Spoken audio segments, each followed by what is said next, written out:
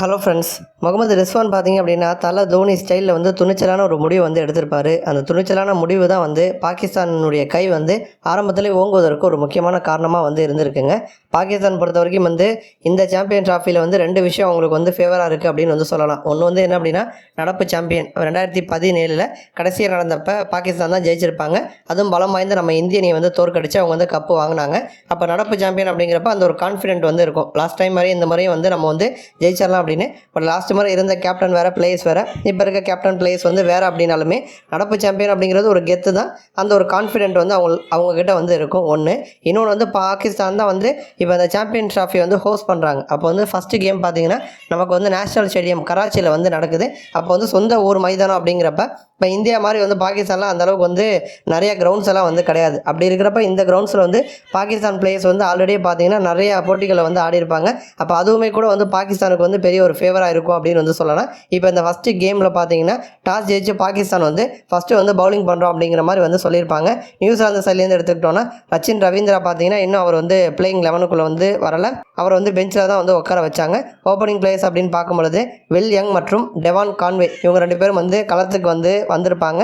பாகிஸ்தானை பொறுத்த வரைக்கும் அவங்க அணியில் பார்த்தீங்கன்னா ஹாரிஸ் ராஃபு, ஷாகின் அஃப்ரிடி, நசீம் ஷா இந்த மூர்த்திகள் வந்து இருக்காங்க.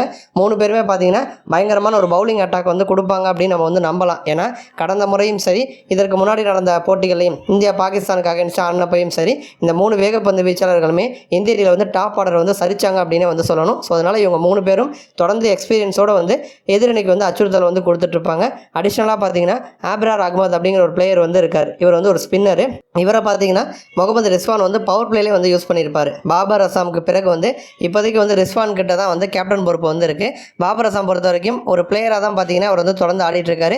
அப்போ வந்து ரிஸ்வானுடைய கேப்டன்சியில் வந்து ஒரு துணிச்சல் முடிவு. இப்போ வந்து நம்ம ஐபிஎல் போட்டியாக இருக்கட்டும், இல்லைனா வந்து T20ஸில் நம்ம தலை தோனி வந்து கேப்டனாக இருந்தப்போ பவர் பிளே முடிகிறதுக்குள்ளே வந்து ஒரு ஸ்பின்னரை வந்து கொண்டு வருவார். இன்றைக்கி வந்து இது வந்து ஒரு டாக்டிக்ஸ் மாதிரி எல்லா அணிகளுமே யூஸ் பண்ணுறாங்க. எல்லா கேப்டன்களுமே இந்த டெக்னிக்கை வந்து பண்ணுறாங்க.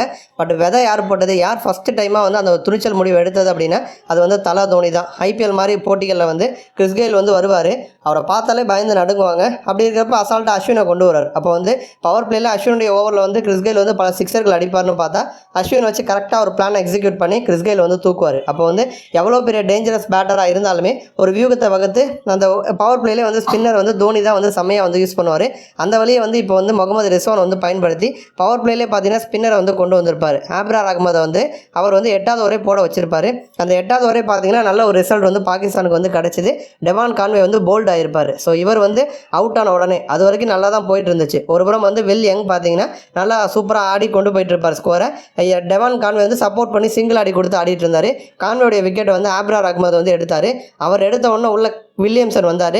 வில்லியம்சனும் வந்த கையோட நடையை கட்டிட்டார்.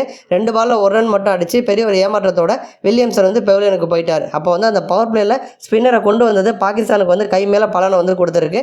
நன்றி.